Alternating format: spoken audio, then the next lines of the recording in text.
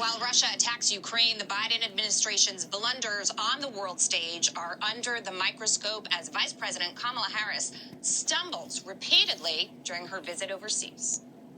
How long should we be bracing for this really sort of historic inflation and some unprecedented gas prices? Sure.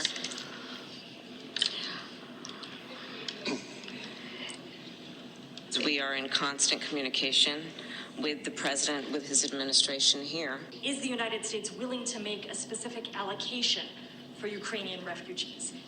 Okay. A friend in need is a friend in need.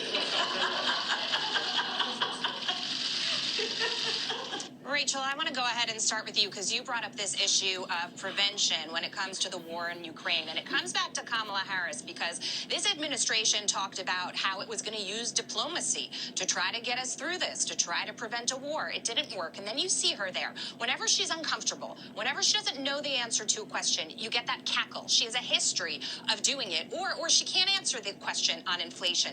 These are the leaders that are in charge of this when we are potentially on the verge of World War III.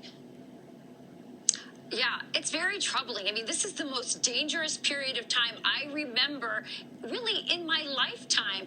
These are scary, scary times. We have someone like her being sent into this very precarious situation. It's practically a tinderbox, and that's how she performs for us. And what's interesting to me, especially as a minority woman, is that anyone who criticizes this obviously lackluster performance on her part will say a lot of her, a lot of liberals will say, well, it's racism if you criticize her.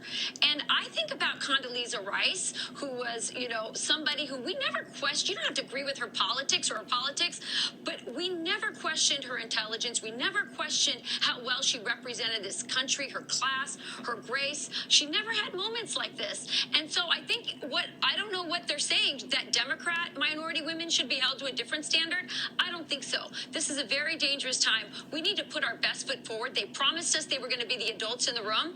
I haven't seen that yet. They just had a summit this week with a bunch of TikTok influencers to talk about this situation in Ukraine.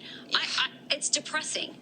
And speaking of playing the racism card or many of the other cards, sexism, whatnot, the View hosts, this was their take on how the public is treating Kamala Harris. Watch this.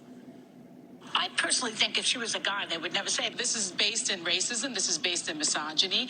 And we're talking about a woman that has extensive experience abroad, extensive experience as an attorney, extensive experience as the chief legal officer of one of our largest states in the country. And I think this is just much ado about nothing. Absolutely, there's a racial aspect to it. All right.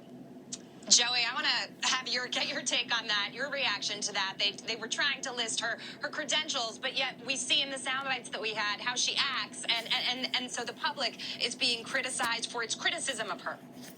If they think that we're a little bit too tough on Kamala Harris, just wait till they hear the criticisms we have of, Joe Biden, the white guy that's 70 years old, sitting in the Oval Office, and he can't get through a speech without saying something that leaves us puzzled. He can't deliver a message to Putin without saying, but you can have a minor incursion, that'd be okay. He can't get through his own Democratic conference or whatever they just had without trying to convince people that know better that inflation is Putin's fault over the last month. Listen, we're going to criticize leaders who don't lead. And we're going to criticize leaders who make us look bad on the world stage. That's what Kamala Harris has done, regardless of her gender, race, or orientation, or any of those things. Yeah, and Griff, real quick to you, as we're watching this play out, this is an administration that continues to act on its heels, right? And I think back to the withdrawal from Afghanistan, and I think prevention, again, could have been a useful tool there. And so we're watching this play out in real time in a different situation, and so many people are wondering, is the administration incompetent? Is it an unwillingness to accept what's happening in the world and step up? Because, there is the argument to be made that if President Trump was in the White House, this wouldn't be happening because he was feared in some ways by some of these vicious leaders.